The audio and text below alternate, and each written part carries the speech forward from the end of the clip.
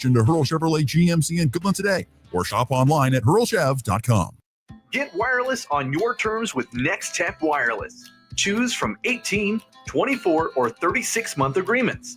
With all the latest devices and a reliable network built for Kansans by Kansans, experience our service when and where you need it most. Plus, you'll receive a $100 Visa gift card on all new lines. Visit a location near you today. NextTech Wireless, connecting Kansans. Looking for insurance that actually puts you first? At the insurance agency in downtown Goodland, we're independent, which means we work for you. Whether it's auto, home, crop, or business, we shop top carriers to get you the best coverage at the best price. No pushy sales, just honest advice from people who live right here in your community. Give us a call today at 785-899-5011 or stop by 1020 Main in Goodland, and let's get you covered. The Insurance Agency. Insurance the way it should be. Spring is here, and Hoover Lumber Ace Hardware has everything you need for the season. Get your lawn looking its best with Ultimate Fertilizer and power up with Ego blowers and mowers. Got a project? They got a surplus of lumber ready to go. Plus, fire up the fun with their selection of grills and griddles. Hoover's is also proud to sponsor the Pioneer 5K, 10K, half and full marathon supporting Colby Community College cross country on April 26th and remind you to sign up and participate. It's Hoover Lumber Ace Hardware in Goodland and Colby, your one-stop shop for spring. Convenience just got an upgrade. Farmers State Bank of Oakley is excited to announce the opening of our brand new ATM along Highway 40, right next to Sonic Drive-In. Whether you're grabbing a snack or on the go, you can quickly access your cash without the detour. It's banking made easy, right where you need it. Farmers State Bank of Oakley, member FDIC.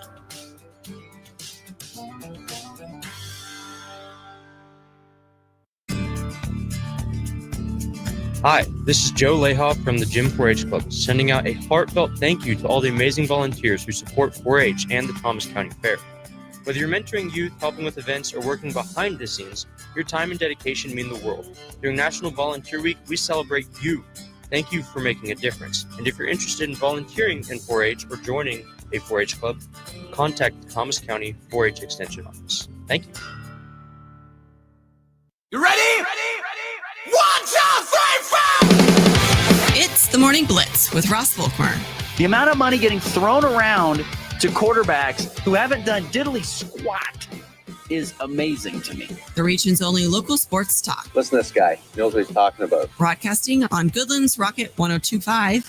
Simulcasting on Goodland's 730 Gold KLOE. Guys everywhere. Discussing it all from the preps. It's been a long, long time.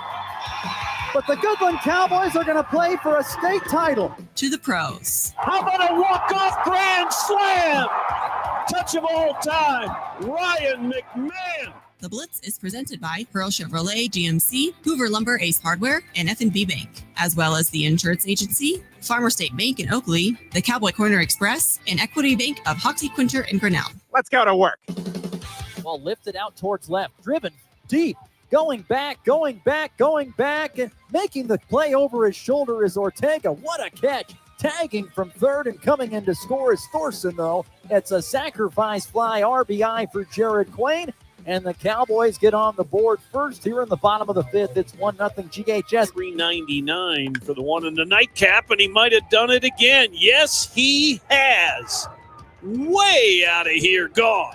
Touch of all time, Jordan Beck for the second time today in this game and the third time overall on the day. With the 20th pick in the 2025 NFL Draft, the Denver Broncos select Jahdae Barron, DB, Texas. 32nd pick in the 2025 NFL Draft, the Kansas City Chiefs select Josh Simmons, tackle, Ohio State.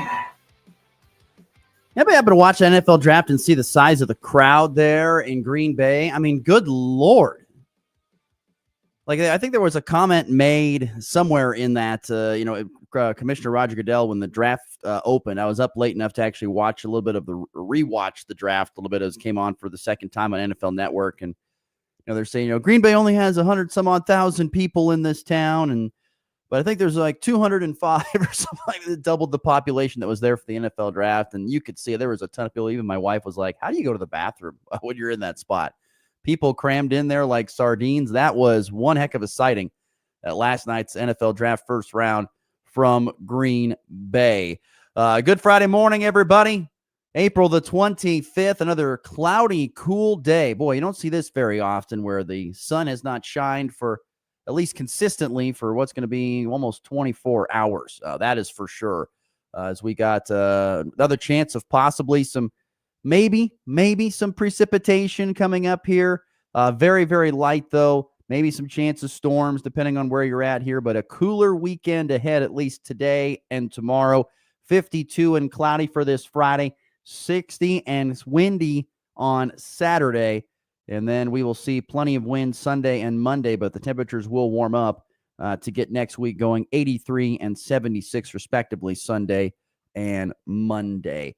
But hope everyone's having a great start to your Friday or a great start to the end of the work week.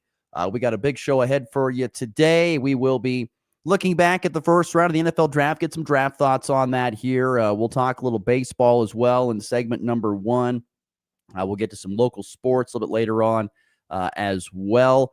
And then Jesse Newell, our good friend and one of our longest friends here in the Morning Blitz from the Kansas City Star, is going to stop by. He covers the Kansas City Chiefs for the KC Star. We'll get his thoughts on the first round of the NFL draft and what to expect for rounds 2 and 3 tonight, and continuing on into the weekend with 4, 5, 6, and 7 on Saturday as they roll through the NFL draft up there in Green Bay. So that's the show for you. If you want to be a part of it, we'd love to hear from you on the FNB Bank text line 785-899-2222. Chiefs fans, Broncos fans, let me hear you. What do you think of your first round selection? I mean, I don't want to say it's anything. I don't think either of those picks were sexy by any means, but they were good picks for sure.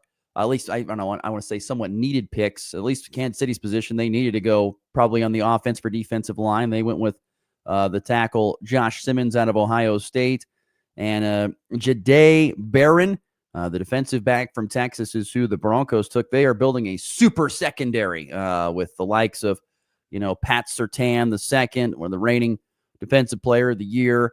Then you got Riley Moss out of Iowa, who last year had a really good rookie season. So I'd like to hear thoughts on all of that. Michael chiming in, our Broncos super fan here on the Morning Blitz. He says the Barron pick is sweet. Couldn't believe he's still at 20 there for Denver. Will look like a solid back. And then, couldn't believe he's still there at 20. Denver will get a solid back, looking more like Judkins or big deal Devin Neal out of KU. He says, I don't think Henderson will be there when they pick again. They could trade up. You never know. They could do that. That's the thing. I mean, we talked about it yesterday on this show, how great the how great really the draft class of running backs is in this NFL draft. It really is a good one.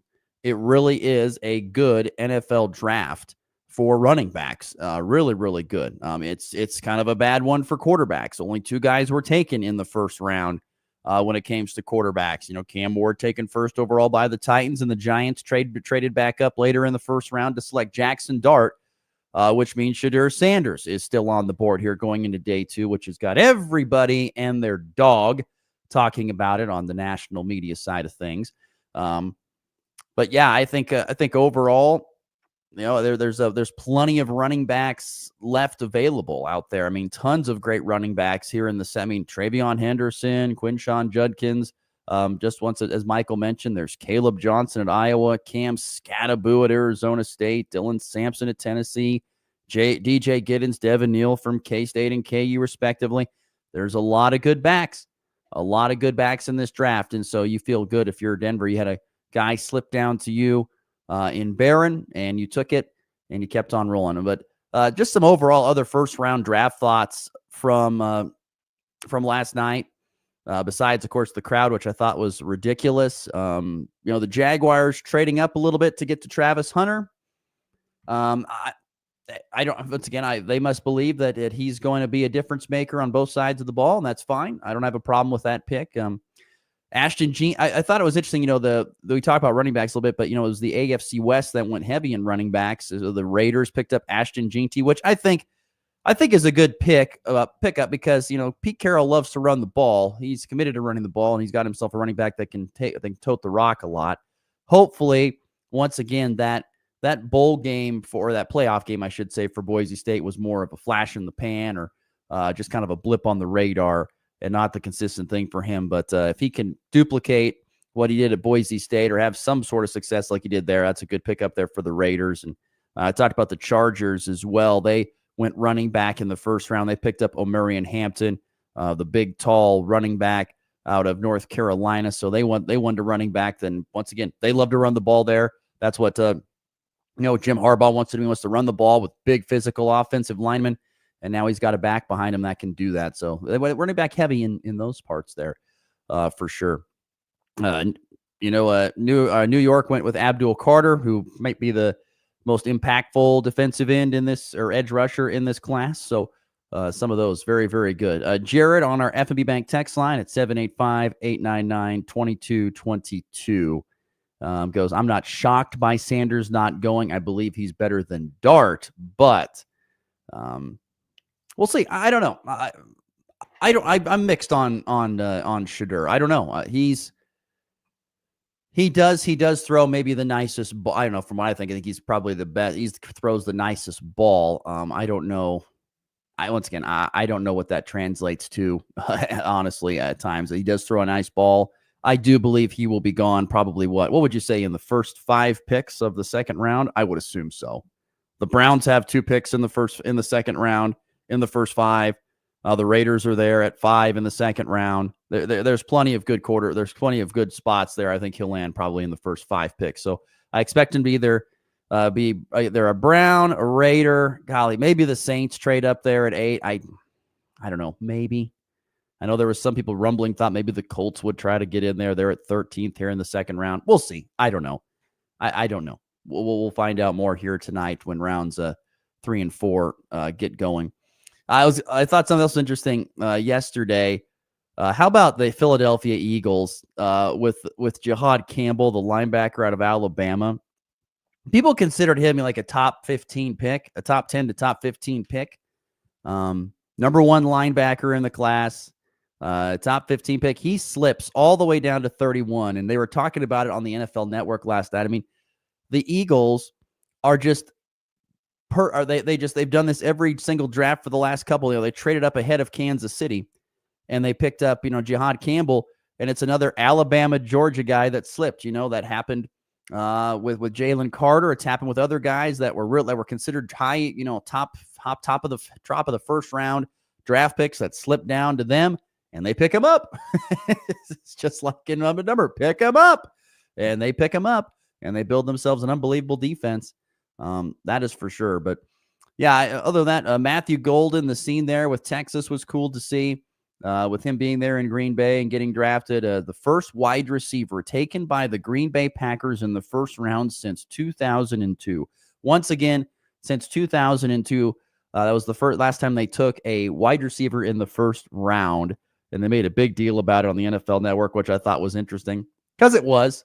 But that was fascinating, and the fans loved it. That was a really neat moment there in Green Bay that I saw from last night's draft, which was pretty darn cool. And on a fun stat on the NFL draft before I think we move on. We'll talk more NFL draft with our good friend Jesse Newell coming up here in about 10 to 15 minutes. But the SEC and the Big Ten accounted for 26 of the 32 picks on Thursday night's first round. The SEC had 15, the Big Ten had 11.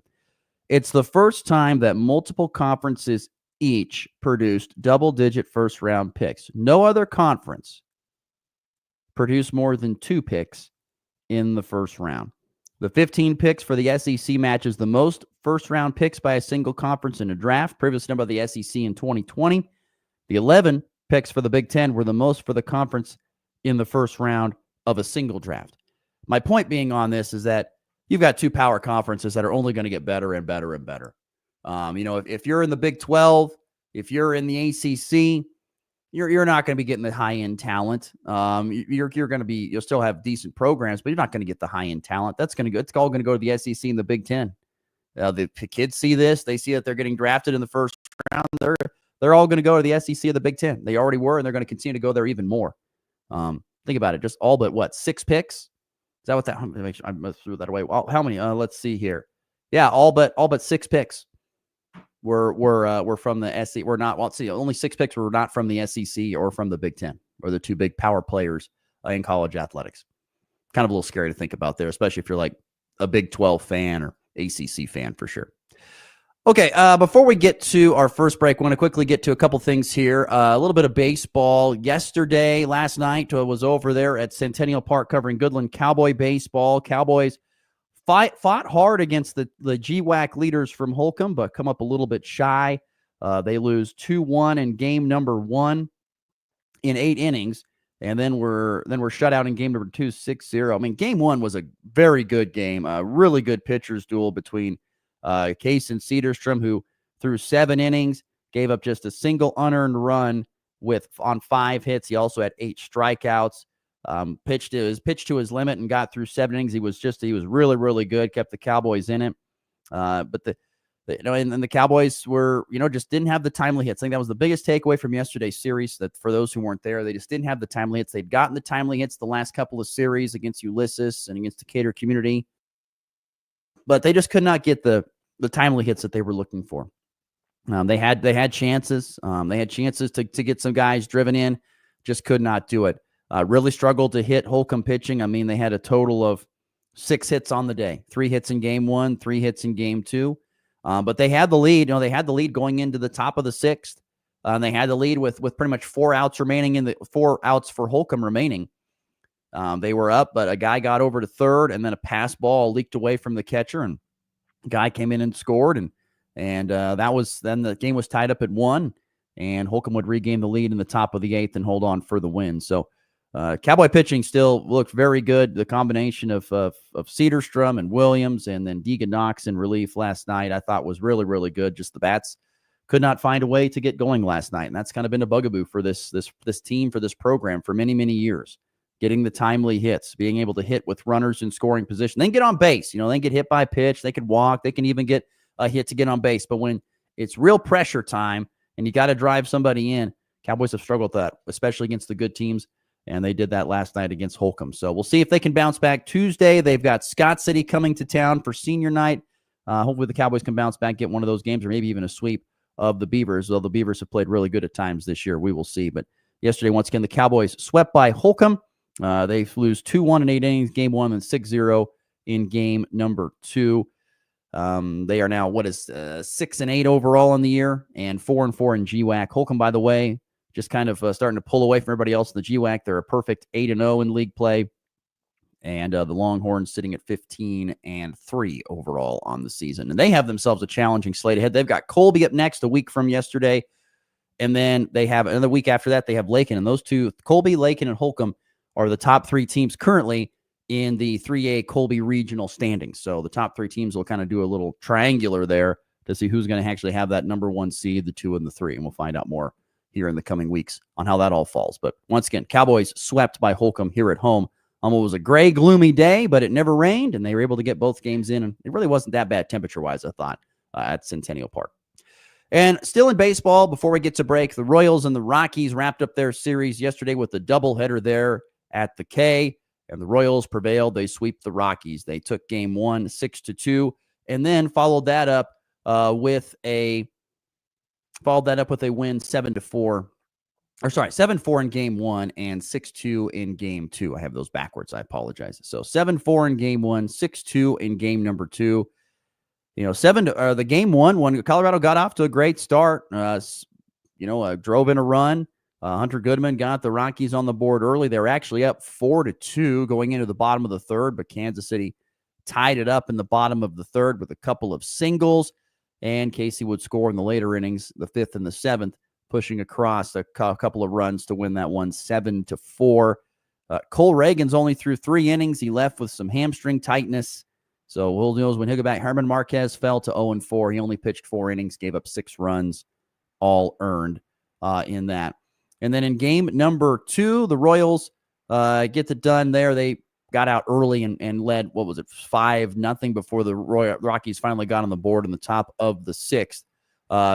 The really only bright spot for the Rockies, it seemed like yesterday, was the play of Jordan Beck. That was about the only real positive of it for was Jordan Beck. He did not have just 1, not 2, but he had 3 homers in that doubleheader yesterday. He had 1 in game 1 and 2 in game number 2. And so Jordan Beck, about the lone bright spot for Colorado, as he was able to put the ball in play and then hit it over the fence and score some runs for the Rockies. About the only guy that did that. Chase Dollander, the rookie pitcher, threw in game 2. He gave up 5 runs on 7 hits in 4 2/3 to fall to 1 and 3. Michael Lorenzen got the win for the Royals. Jared Lorenzen. Sorry. The hefty lefty, the quarterback from Kentucky. No, Michael Lorenzen. That's who that was. Rest in peace, Jared Lorenzen. Anyway, there you go. A look at baseball as the Royals sweep the Rockies, and the Cowboys swept by Holcomb yesterday. So there you go. That's a quick look at the sports yesterday, at least the main things I thought for the most part. We will talk some more local sports coming up in our final segment of the day. It's a semi-busy day with some track and a little bit of and some good golf here this weekend as well locally. So we'll get to all that coming up here. Oh, one more thing. I will save that for the final segment. We got to get to break. We'll take a quick break. When we return, we will dive in to some more draft conversation with our good friend Jesse Newell from the Kansas City Star. So stick around. Plenty more to get to here on a Friday edition of the Morning Blitz. If you're shopping for a banking institution, visit with Equity Bank of Hoxie, Grinnell, and Quinter, Kansas. The Equity Bank is heavily invested in local business and activities contributing in many ways back to their community. Their employees are involved with many organizations and area events. Plus, a lot of experience comes with that staff. You'll find valuable local assistance when you bank at the Equity Bank of Hoxie, Grinnell, Quinter, and other locations in Western Kansas. The Equity Bank, member FDIC. It's time for a check of the markets with the Anderson Trade Group on the Kansas Farm and Ranch Radio Network.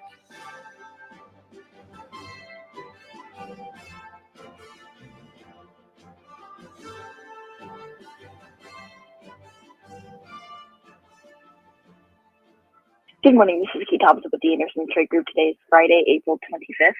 On the overnight last night, made corn higher 3/4 cents at $4.78. July up 3/4 at $4.84 3/4. September down 3/4 at $4.45 3/4.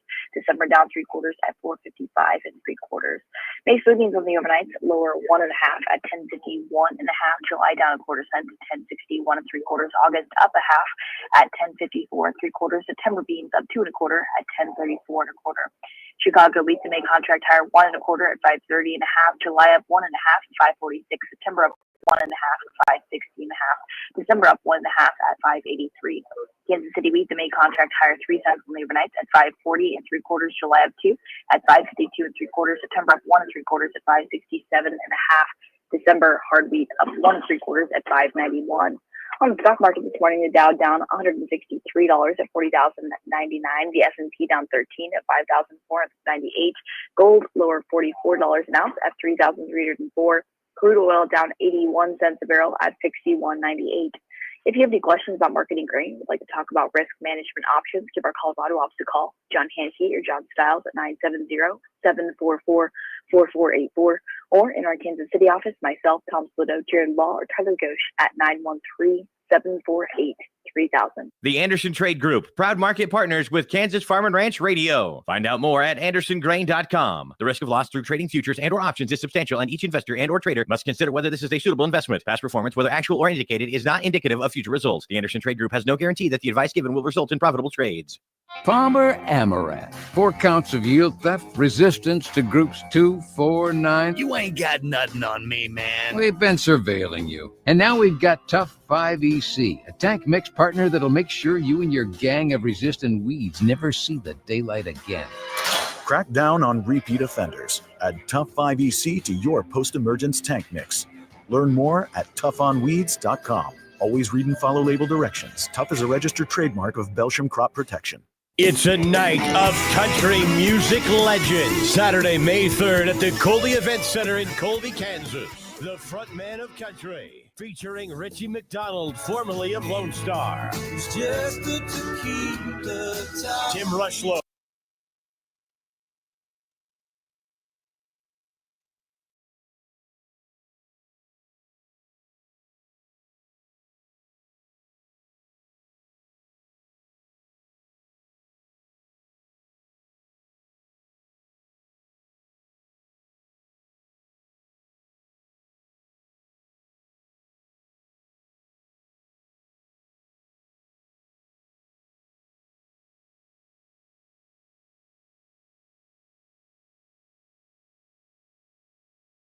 Seed. Ask about free financing extended with approved credit with Shaw Gay with Fertilizer and Seed, rural Oberlin, Kansas, putting more profit in your pocket. You're tuned in to the Morning Blitz. Great call. Love where your head's at. With Ross Volkmer.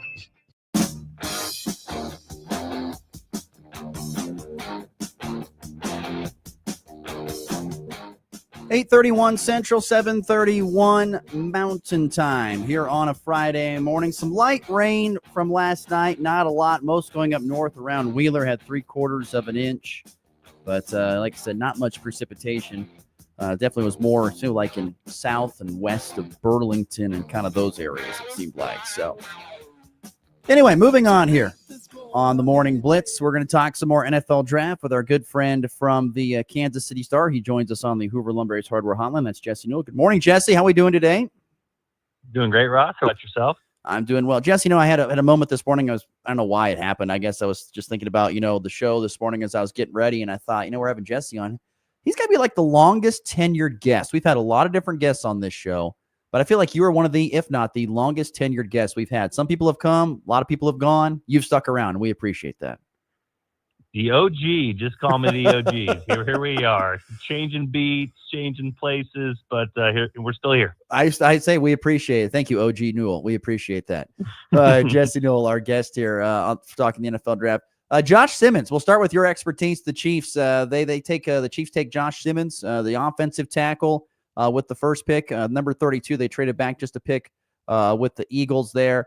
I don't think it was a big surprise to anybody. They need to go somewhere in the line department, and they did. What are your thoughts on their first-round selection last night's draft for the Chiefs?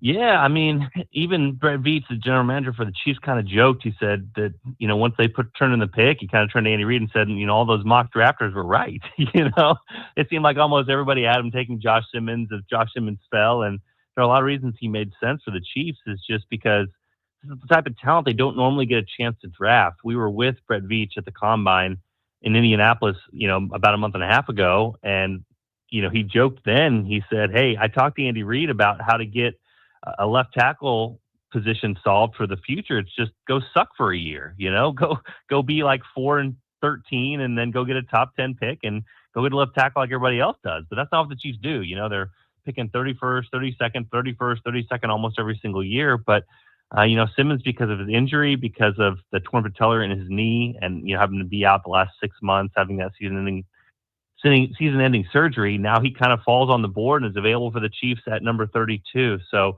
yeah, I mean, for them to address left tackle, I'm sure it's something they wanted to do. I'm sure, all things being equal, it was a need that they would like to go get. But like I said, this guy could have been the number one offensive tackle off the board. It's not normally a place where the Chiefs can go up and potentially get a guy like this, and they feel good about his medicals. They feel, like he's going to be able to be ready to go definitely for training camp coming up in July in St. Joseph, Missouri. And they feel like he's in the right environment, whether it's the team, the training staff, or, the organization around him to be able to succeed in Kansas City. So they're excited to get him. It's a little bit of a risk because of the injury that he has, but it's the risk that the Chiefs have to take to get the type of talent that he is at the position that they are at in the draft at number 32.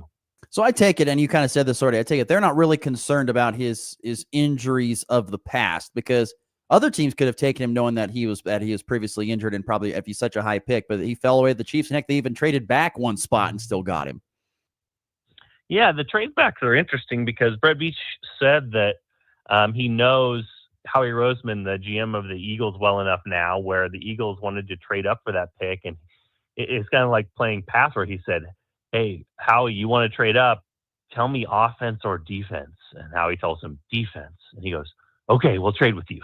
You know what I mean? So it's just so funny. Like the NFL draft comes down to like millions of dollars of studying and scouting, and then all of a sudden, Brett Veach gets on the phone with the Eagles GM and it's like, offense or defense, Howie, and those guys, get a trade going because of, kind of speaking in code to each other.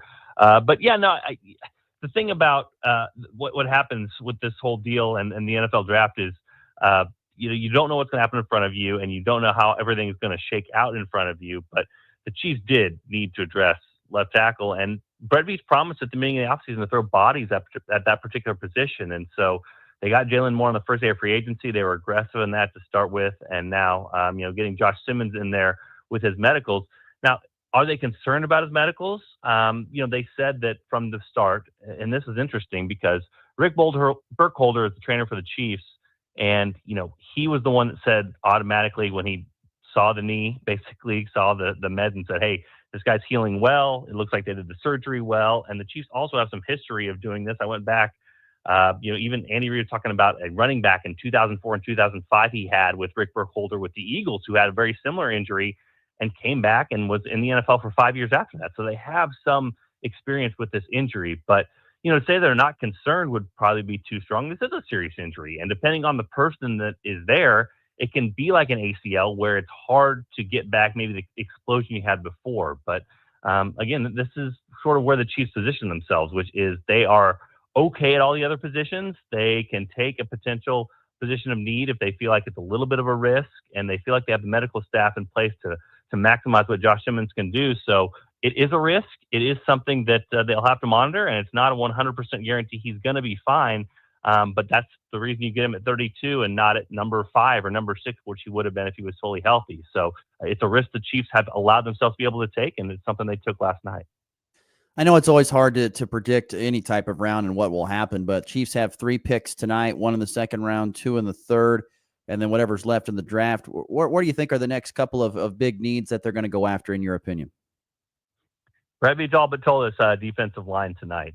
Edge rusher should be one of those first 2 picks off the board. Potentially defensive interior should be there as well. So look for that. And then he all but told us last week, he's usually pretty honest about this stuff, that they're going to take a running back in this class, and they love the depth of the position. So if they like a guy here that falls to the potential second round, that's fine. But I would think the sweet spot is more third round, fourth round for that guy. And you can even look at some of the local guys. DJ Giddens from Kansas State would be a potential guy. Devin Neal from Kansas. I know they met with Damian Martinez of Miami a couple times. He could be a guy. And then kind of the sleeper for me was a guy from Virginia Tech, Bashul Tootin, who they do a kind of measurement that looks at guys who run really fast and also are very strong as well, kind of a weight versus speed sort of thing. And you can rank them. It's called a metric called speed score. And the leader in college speed score in 2022 was Isaiah Pacheco, ended up as a Chief. The leader in speed score in 2023 was a guy named Deneric Prince, who the Chiefs signed as an undrafted free agent. So they seem to have a type with that. The 2025 leader in speed score, Bashul Tootin from Virginia Tech. So look for one of those guys to be a Chief potentially here coming up either tonight or tomorrow. But look for the Chiefs to take advantage of that depth in the draft. Brett Veach said the draft is most deep at running back. The Chiefs should come away with one here in the next couple of days. It's stats like that, people, that we have Jesse Newell on, just like that. Those good stuff. That's why he's the OG with that good stuff right there. Jesse Newell, our guest here on the phone on the Hoover Lumber Ace Hardware hotline. Speaking of running backs, and a lot of counterparts in the AFC West went running back in the first. And what were your thoughts on the draft picks by the Raiders, the Chargers, and the Broncos?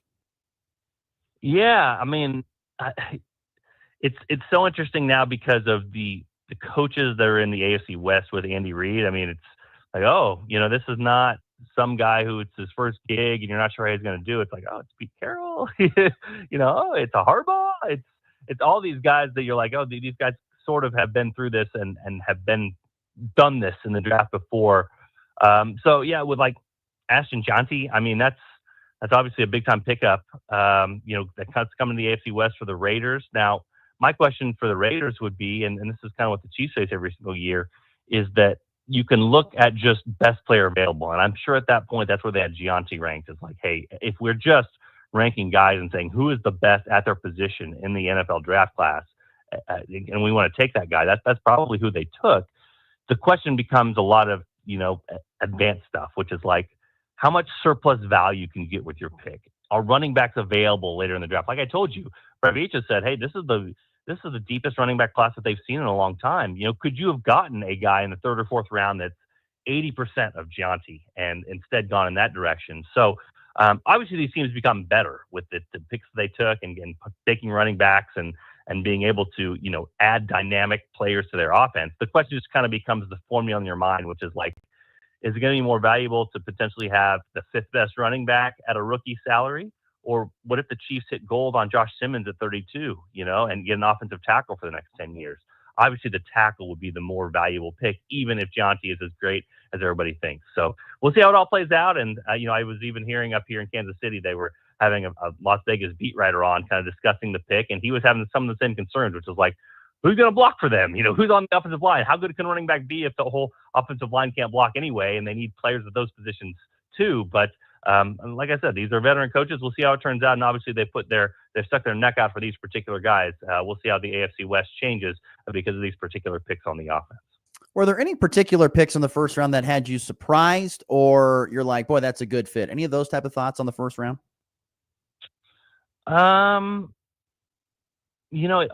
It went mostly chalk early with that. I was surprised by the guards that were taken. I think Dallas started, that kind of run with that. And it allowed, some of those weird things happening allowed the Chiefs to still have Josh Simmons available at 32 and 31, which I'm not sure that they thought would potentially be there. But it does sort of talk to or speak to how the valuations of the NFL is changing and how people see that position. I think the Chiefs got a little bit of taste of that here a couple months ago when they franchise tagged Trey Smith and, kept him, even though that's a really high salary to pay a right guard. They looked at the free agent pool and they looked around and said, we know that X, Y, Z are going to be available or are going to be interested in Trey Smith if we don't lock him up. And so they made the very expensive decision to lock him up. Now, they still want to get him signed to a long-term deal. Both sides are very optimistic that could still happen. But as of right now, he's on a one-year deal that's very, very expensive when you look around the landscape of the NFL. But maybe that's just going to change. Maybe now guard is a position you take top 15 and don't hesitate. Don't blink on that sort of thing. That hasn't been the way of the past, but maybe it could be the way of the future. So just sort of seeing how the NFL sort of values these sorts of positions and how they see these things, and potentially taking guards when there's other good tackles available or edge rushers available or receivers available. All those other positions usually have gone very early. Maybe we'll see a change of the guard when it comes to guards and those guys being valued more highly than they have been in the past. Once again, Jesse Newell, our guest from the Kansas City Star. He joins us on the Hoover Lumber Ace Hardware hotline here on this Friday morning. We're talking the NFL draft, first round of the books. Rounds 2 and 3 are tonight.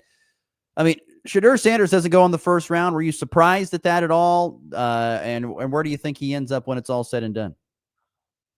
Yeah, I think he'll go soon. There's obviously a couple teams you look out there that have picks coming up, in the Browns and the Saints, that sure could use a quarterback, sure could use some sort of dart throw at that position.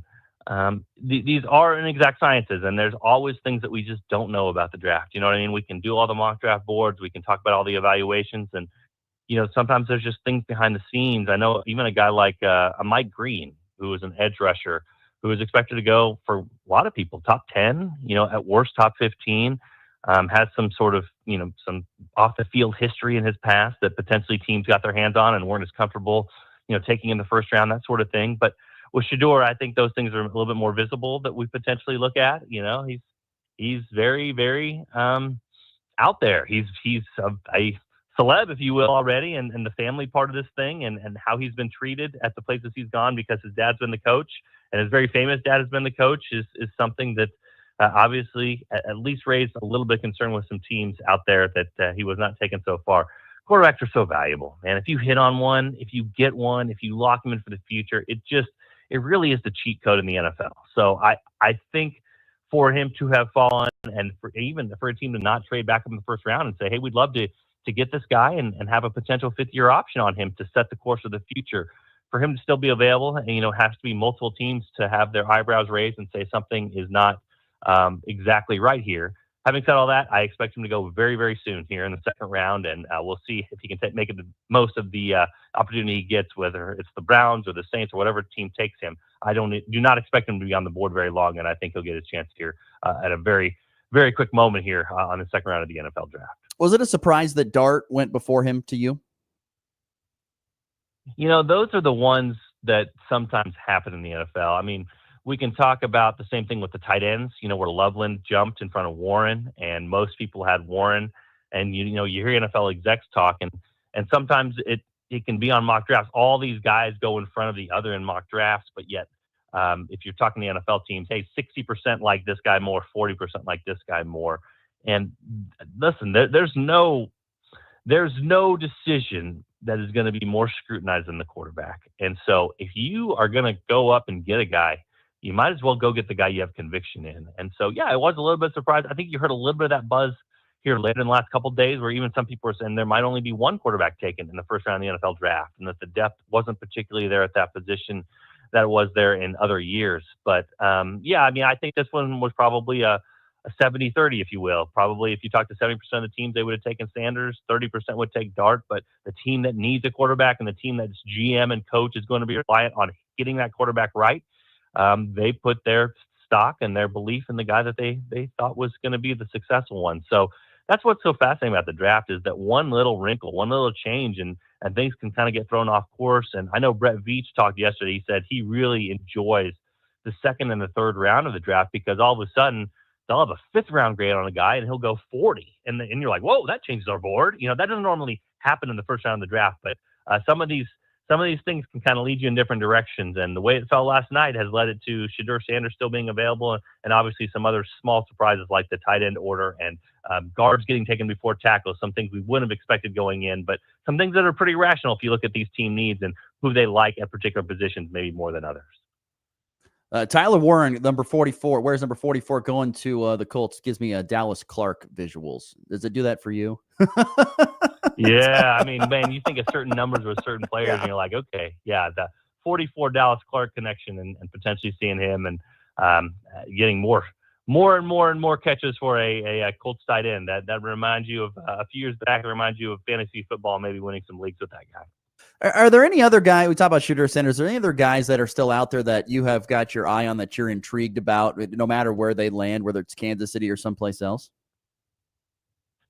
Yeah, I mean, I'll give you some names I think people should be watching for the Chiefs tonight and the next couple days. I already mentioned the running backs. I mean, they're going to take a running back. So if you're cheering for the local kids, I think that's a real possibility, whether it's, Giddens or Neal from K-State or KU.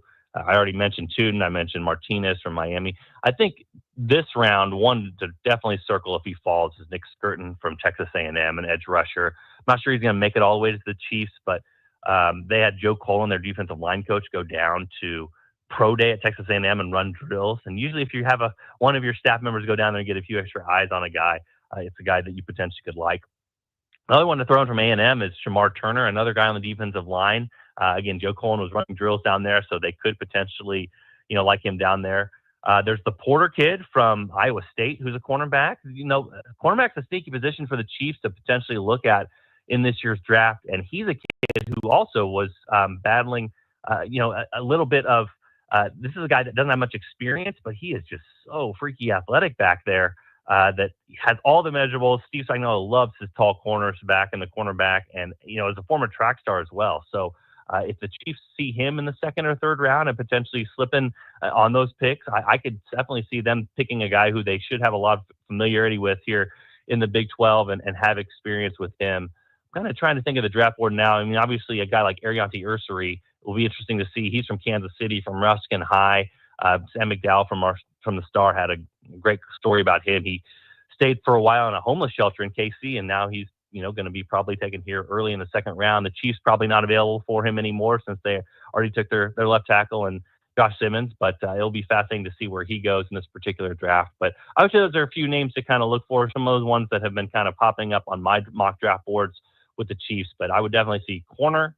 I would definitely see, looking at potentially receiver at some point, running back, and then obviously defensive line is something they're going to need. One sleeper to watch, I don't think it'll be round 2 or round 3, but Tez Johnson from Oregon is a wide receiver who has a lot of Xavier Worthy-like skills. It sure seems like the Chiefs love their speed guys, their small guys, those guys who can separate in the short space, and they love to be able to have the ability to take a guy like that and potentially do more with him than maybe other teams would. So look for him maybe in the 4th round. But those are some guys to maybe keep your eyes on when it comes to the Chiefs and potential guys they could take here in the next couple rounds. All right, final one for you here. A couple days before the draft, Patrick Mahomes spoke with the media and was talking about how he's going to release the passing attack here in 2025. What did you take away from those comments? Yeah, we heard it all before. This was all last year's talk, you know what I mean? And then things did not go the way the Chiefs wanted to last year. And a big part of that was injuries. I mean, in training camp, when we were down there in St. Joe with them, I mean, Hollywood Brown was one of the primary receivers and Rashee Rice was catching everything. And I mean, I think I came on your show and talked about, like, you know, Xavier is exciting and Hollywood Brown's doing great, but like Rashee Rice is going to have a monster year if you guys are fantasy football players. And he did for 3 or 4 weeks and then got injured. So I think so much of this is going to be coming back to them getting healthy and them having those guys potentially available and all those guys feeding off each other. I mean, what they learned from the Super Bowl, most of all, you hear from Andy Reid, talk to him at the Combine, at the NFL annual meetings, you talk to Patrick Mahomes now, is that, you know, when they got down 34-0, you sort of have a screw it mindset, a screw it mentality, and they threw it downfield to Xavier Worthy. And what do you know? They throw up some 50-50 balls and he makes those catches. And so I think they need to force themselves to get back to that. But if you do that and you have Rashee Rice healthy, then you kind of take advantage of whatever the defense wants to do. If you back off of those guys, then you can throw it underneath. And we know Rashee Rice is great at getting yards after the catch and getting tough physical yards. So this could be a very tough offense to stop if they, you know, solidify those two positions and remain healthy. But I think they learned in the Super Bowl, if nothing else, they got to take a few more chances offensively and chuck the ball downfield. And Xavier Worthy made them look good when they tried that in the Super Bowl. He is Jesse Newell of the Kansas City Star, the OG of the Morning Blitz. Thank you so much, Jesse, for the time. We appreciate it. Have a great rest of the draft and enjoy your weekend. We'll catch up soon. All right. Sounds good. Appreciate it, Ross. Once again, great stuff there. Jesse Newell from the KC Star on the Hoover Lumber Ace Hardware hotline. We'll see what happens here in rounds 2 and 3, which get going tonight in the NFL draft. All right. About 8 minutes till the top of the hour. We'll take our final timeout, come back and wrap things up. A little bit of local sports and the walk-off. That's next here on the Blitz. Farmers and ranchers, are you looking to build better yields from the ground up? Fed and Happy's all-natural worm castings and compost extracts restore soil health, improve water retention, and boost crop performance without synthetic inputs. Whether it's dry land, irrigated crops, or pasture, get the microbe that yields everywhere in your operations and life. Join the soil health revolution. Visit fedandhappy.com or call 833-GO-WORMS. That's 833-GO-WORMS. Fed and Happy. Feature soil. Grow your success. Get ready for powerful deals at Hurl Chevrolet GMC in Goodland, Kansas. Right now, drive home a 25 GMC Sierra 1500 Turbo Max with 0.9% financing or up to $7,800 in purchase allowance. Step up in luxury in a 2025 Sierra 1500 Denali and get up to $5,250 in purchase allowance. Or take on any job with the 25 Sierra 2500 with 3.9% APR or up to $2,700 in purchase allowance. These offers won't last. Rush into Hurl Chevrolet GMC in Goodland today or shop online at hurlchev.com. Grab your golf clubs and a partner and join us for the Goodland Activity Center 2-person scramble golf tournament on Sunday, June 8th at Sugar Hills Country Club. $75 per person, $150 per team, includes meal and whole prizes. All ages are welcome to play. Come join us for a fun day of golf as we play around to help make our remodel a reality. Register at goodlandgac.com or stop by 808 Main. Hope to see you Sunday, June 8th, 8 a.m. check-in, 9 a.m. shotgun start for the GAC Golf Tournament. At FNB Bank, we understand the backbone of our community is our local farmers and ranchers. Whether you're growing crops, raising livestock, or investing in new equipment, we're here to help you succeed. Our agricultural loans are tailored to meet the unique needs of your farm with flexible terms from people who understand what it takes to make it in agriculture. When you partner with FNB Bank, you're working with neighbors who know the land and are invested in your success. FNB Bank, rooted in our community, growing with you. Member FDIC. Looking for insurance that actually puts you first? At the insurance agency in downtown Goodland, we're independent, which means we work for you. Whether it's auto, home, crop, or business, we shop top carriers to get you the best coverage at the best price. No pushy sales, just honest advice from people who live right here in your community. Give us a call today at 785-899-5011 or stop by 1020 Main in Goodland and let's get you covered. The Insurance Agency. Insurance the way it should be. You're listening to the Morning Blitz with Ross Volkmer. He talks about sports on the radio. All right, we got 5 minutes left to go on the program today. FNB Bank text line still open at 785-899-2222. Get your final thoughts in before we wrap the show here at 8 Mountain, 9 Central Time. Plenty of draft talk. If you missed any of it, you can go back and listen to the podcast anywhere you get your podcast. Just search for The Morning Blitz with Ross Volkmer. You'll find it. Busy day today and a busy weekend ahead in sports. Locally today, you've got a couple of track meets scheduled. Goodland and Colby will be heading south for the Holcomb Track Invitational. Many other area smaller schools like Oakley, Hoxie, Wallace County, Rollins County, West can all be heading to Oakley for their track invitational today. So 2 big track meets, one in Holcomb, one in Oakley going on today. Good luck to area track and field runners and athletes. Some softball today here in Goodland. The Cowgirls will be at home hosting Lakin there at Ray Dye Field. See if the Cowgirls can find a way to pick up their first series win of the season. They have yet to win a series, just 2 wins this year. See if they can get a series sweep of the Bronx, or we'll see what happens in Colby. Heading down south for some high school softball today. They are visiting Sublette. Today, scheduled, you've got Colby and Peaburg meeting in a duel for tennis. And then on Saturday, it's Garden City's tennis invite. Goodland and Colby be heading there. Today is the Scott City Golf Invite. Colby is expected to be in attendance there for that tournament. And then Saturday, it is the always intriguing Atwood Golf Invite. A lot of the area teams will be there. Hoxie, Colby, Oakley. But I think Goodland or all Decatur community all going there to the Atwood Golf Invitational there at the Atwood Country Club. Always a unique course and a very nice course there up in Atwood. And they'll be competing there on Saturday. Also Saturday, Colby Community College baseball back on the diamond. They will take on Cloud County. I got to look this up real quick. I was going to look this up last night, and I forgot to do it. I'll do it real quickly here. I wanted to see if they're going to play a 2.5, like a double header with a half a game mixed in there. It does not state yet. They're just going to play that game 2, of course, is paused like in the 3rd inning, 3-1. The Trojans are down. But that game they're going to resume that series Saturday. Cloud County will take on the Trojans. That'll be in Concordia. And I believe Cole Linton will be pitching in one of those 2 games on Saturday there in Concordia as the Trojans and the T-Birds face off for some JUCO baseball. And one other quick thing here before we get to also Fort Hays Tech Northwest softball has a doubleheader on Sunday at home. They will host North Platte Community College. So there's the weekend slate. Oh, I forgot to mention, Colby Community College softball had a series at Otero yesterday, but it was scheduled for yesterday. It was canceled. And yesterday, congratulations to the Hoxie golf team. Noah Dowell leading the Indians to a first-place finish at the Norton Invitational yesterday. They beat Plainville by just 2 strokes.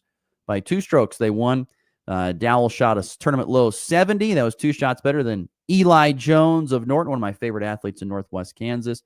And then Oakley's Easton Fink, who I've talked about before, had a great season. He finished in 3rd. Solid day, shot a 76. And the Plainsmen as a team finished in 3rd place. But Hoxie, your tournament champions at the Norton Invitational yesterday. And there's your look at local sports. High drive, deep left, grand slam! And back lifts his ball deep to right. How about a walk-off Gray? Thomas to the 10. Difference going on in New England. They win it on the first play of overtime. Mahomes flings it. It's there. Hardman. Jackpot. Kansas City. NBA last night, New York bounces back, takes the series lead over the Detroit Pistons 2-1, 118-116. OKC comes back from being down big time at Memphis and wins 114-108. I think they were down by like 20-plus points at one point in time. And the Denver Nuggets fall to the Clippers 117-83. They now trail that series to the Clips 2-1. Tonight you've got Boston, Orlando, Indiana, Milwaukee, and Los Angeles, Minnesota. The Avalanche, no, they do not play today. Avalanche will not play till looks like Saturday is when the next time the Avalanche will face. Winners yesterday in the NHL playoffs, though, the Panthers, the Maple Leafs in overtime, Minnesota, and also St. Louis winners in the NHL playoffs yesterday. And one more thing here. I saw this on from The Athletic. We're talking about Shedeur Sanders dropping out of the first round. Don't think a lot of people were super surprised, but one thing that was said is that throughout the pre-draft process, this is an expert from The Athletic, Evaluators told The Athletic that they wouldn't rank Sanders ahead of the first six quarterbacks taken in last year's class. Another said Sanders would get a third-round grade in a year with better quarterback prospects. So don't feel too bad. His grading is not great according to the experts. Still think he'll be taken in the first 5 picks here coming up in today's second round. All right, that'll do it for our program. Thanks to Jesse Newell, the OG, for hopping on the show with us. Thanks to you for listening throughout the program. We're back again on Monday. We'll talk to you then. Have a great weekend. It's been the Blitz.